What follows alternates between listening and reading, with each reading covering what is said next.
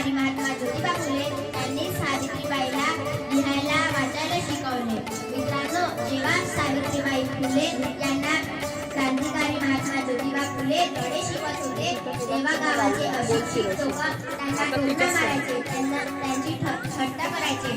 पण सावित्रीबाईंनी काहीच लक्ष दिलं नाही व आपली जिद्द कायम ठेवली.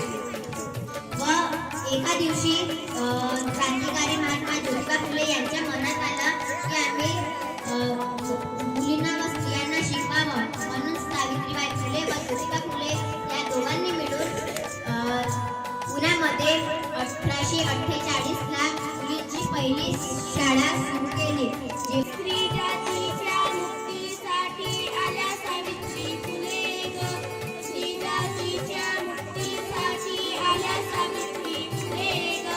आल्या सावित्री फुले मुलींचे शिक्षण केले फुले ग. आल्या सावित्री फुले मुलींचे शिक्षण केले फुले ग. न ज्ञान मिळाले कधी या दुबळ्या जातीमधी. न ज्ञान मिळाले कधी या दुबळ्या जातीमधी. फुलू लागल्या कळ्या कोवळ्या फुलू लागली फुले ग. फुलू लागल्या कळ्या कोवळ्या फुलू लागली फुले ग. आल्या सावित्री फुले मुलींचे शिक्षण केले फुले ग. Savitribai Phule was a great social reformer and the first female teacher of India.